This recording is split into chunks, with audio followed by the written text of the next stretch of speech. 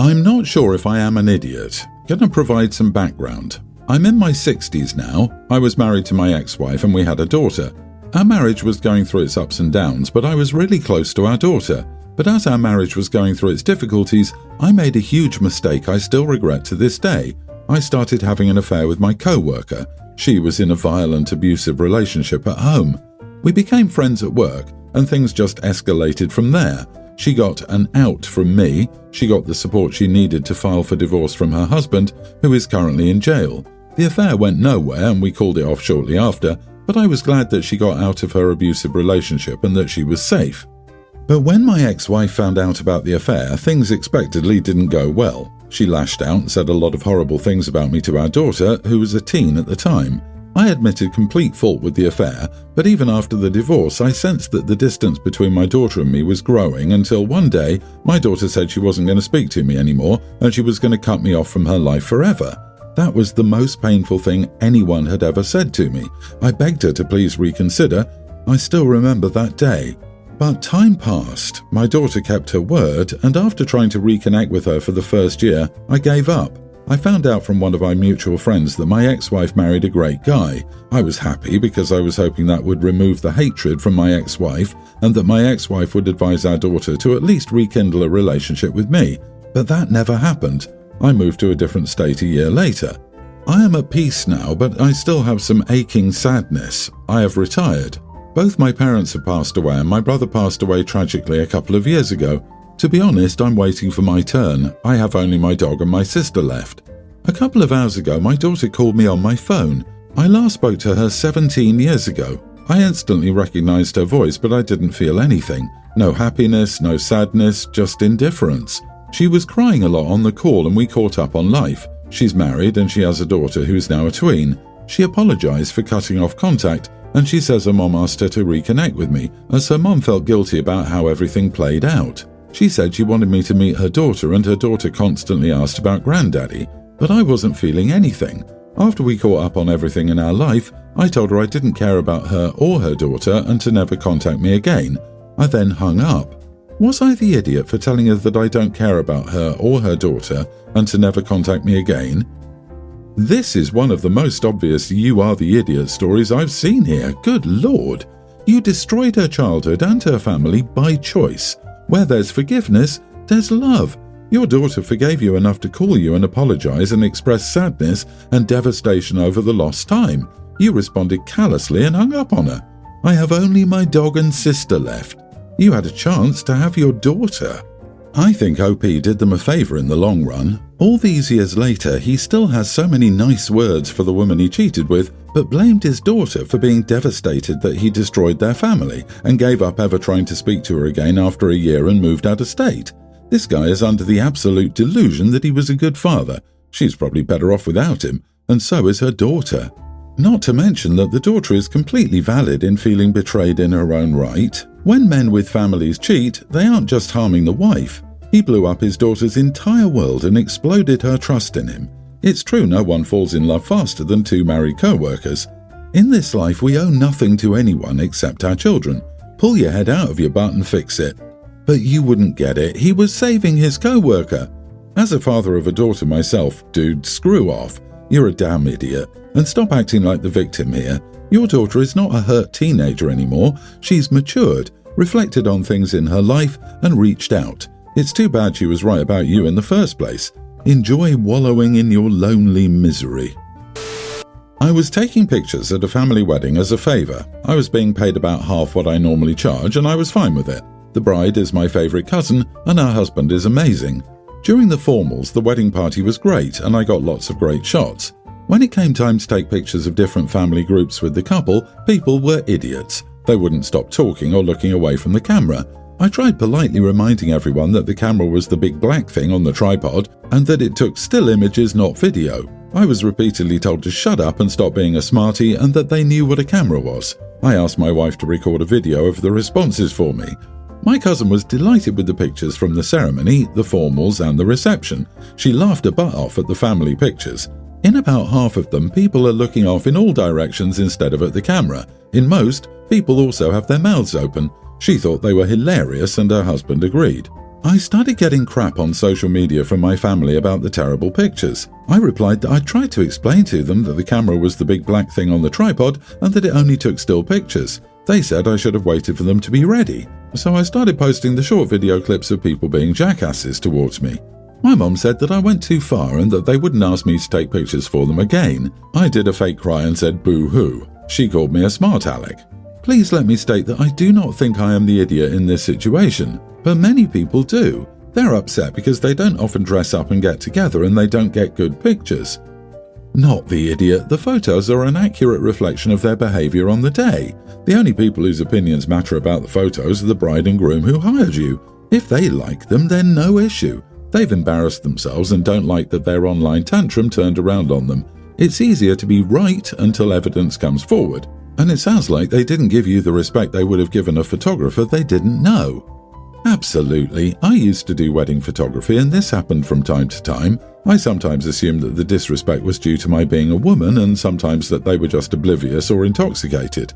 I would try to make comments the same way you did, to various results. The bottom line is they have a responsibility to cooperate if they want good photos. It's stunning how many people don't get that. They're jerks for not cooperating and then blaming you. That's their problem. And you posting proof of their misbehaviour is just more of that. You aren't the idiot for defending yourself, particularly when the couple doesn't mind either. When Era's tour tickets were released, my friend Sadie said she would grab us tickets and I'd pay her back. We made concrete plans and I was excited. I've been a Swiftie for years but haven't seen her live. I had to sell my Rep Stadium tour tickets back in the 2010s because my mom was dying and I needed the money to help pay medical bills. I booked the hotel. This past weekend I was having a little get-together for a bunch of friends and Sadie was of course invited. At some point she pulled me aside and told me that she had news. She is leaving in September. I was heartbroken. We've been friends for years and I love spending time with her. I got weepy, hugged her a bunch and said that we needed to get all our thrifting trips in over the summer and hang out as much as we could. Then she broke the news that as a way to bond with her sister before she left, she was going to be taking her to the Eras tour instead. I didn't know how to react. She stood in front of me and Venmo'd me my payment back. She was like, "I know you understand." I said this was a sneaky move and honestly really crappy of her and I don't understand how or why she would do that to me. She got defensive and said that they were under her name and that she didn't owe me anything. I was like, yes, they are your tickets. Legally, you can do whatever you want. But this is still a really crappy and sneaky thing to do to your friend, knowing there's no way I'll be able to get my own tickets at this point. She shrugged and said, "Sorry, but I figured you'd understand." I asked her to leave and told her not to come back for the 4th of July party next week. I said I needed to process this and that I'm really disappointed with her and how she's treated me. This is a girl who I consoled through breakups, job losses, pet losses, etc. She looked shocked and asked if I was serious. She ended up stomping off and leaving and texted me later to say that she was around if I wanted to apologise for making her feel bad about taking her sister on a bonding trip. I'm honestly heartbroken that I'm going to be watching my show on a grainy live stream instead of being there in the stadium with everyone. I was looking forward to this so much. I checked the resale sites and had a sad little cry about it. I'd like to know if I'm completely wrong to have just uninvited her. Is that too far? If it was in, say, a month or two, I don't think I would have. I just need time. Not the idiot. She didn't get herself tickets and invite you as her guest, then uninvite you, which would still be lousy. She agreed to buy a ticket on your behalf with the understanding that you were paying for it. That's how groups of people buy tickets if they expect to sit together. It was your ticket. It wasn't hers to give away. She's a garbage friend. I'd probably never speak to her again. Exactly this. You had an agreement. She buys the tickets and you pay her. She bought the tickets. You paid her. She owes you a ticket. Yes, she refunded you, but you would be successful in small claims to sue for breach of contract. The remedy would be to enforce the contract or award damages, which would be the difference in cost between what the original ticket was and what they are now. Did you get a refund for the hotel? If not, then she straight up screwed you over. Update, thank you for the responses so far. I just wanted to follow up on this by saying that I appreciate the sentiment, but I'm not going to sue her over this. I don't think this is a normal reaction or something I enjoy doing. Please don't hate me. I feel like this is so insane, I'm sorry. Our relationship is normally pretty low drama, so this was left field. I've been wanting to bleach my eyebrows for a while. I told my boyfriend this and he said he didn't want me to because he didn't like the look. The thing is, he prefers me with short hair. I have long hair right now. I prefer him with long hair and he has short hair right now. It's not the end of the world. So I figured this could be the same way since it's not like it's permanent. I told him I'd probably get it done anyway, and if it looks bad, he can make fun of me all he wants. He said that if I did that, he'd bleach his brows, but I didn't really care. Anyway, I bleached them and I really like how they look. He doesn't like how it looks, which I knew was an option, but it upset him. Like he said, "I can't believe you did it." And then he literally got in his car and left. Then when I texted him, I got a late response hours later, "I can't talk to you right now." The next time we met, we just yelled at each other. When things are starting to cool down, he tells me that maybe he should bleach his hair so we're even. I didn't think there was anything to get even about, but I thought he might look good with bleached hair, and I also thought he was just suggesting it on some level because he already wanted to. He did it. I like it on him, but he hates it.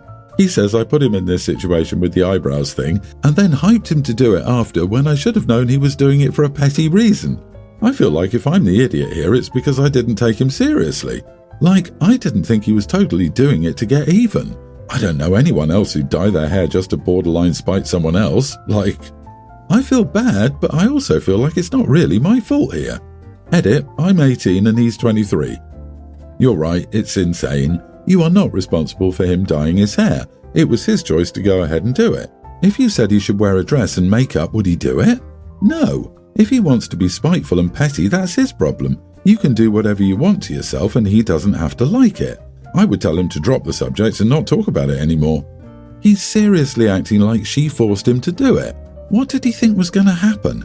I'm going to bleach my hair for no other reason than pettiness. Oh my God, my hair is bleached. Look what you made me do. You're a big fat meanie head. I'm telling, it's your fault. What a giant child. You are the idiot if you stay with him. He's 23 and you're 18. There's a reason someone this immature is dating someone your age. A 5-year difference in your 30s or 40s, etc. is not that big a deal, but at your age it really is. He yelled at you for bleaching your eyebrows. Then he had to bleach his entire head and yelled at you again. This is ridiculous. Please think long and hard about if you want a tit-for-tat type of relationship. Now is when you should think about what you want in a partner and how you want relationships. The communication on both sides is not great either. Good luck. My parents named me, nearly adult female, Sawyer. My middle name is more obviously a girl's name, but I love my first name and I don't love my middle name. Most of my paternal family hates my first name though.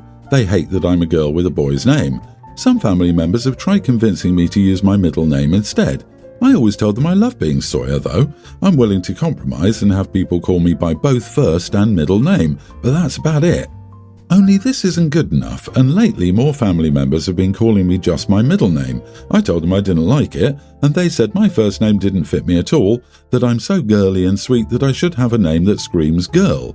I told them that Sawyer fit me perfectly, and I always loved having my name be a little unexpected.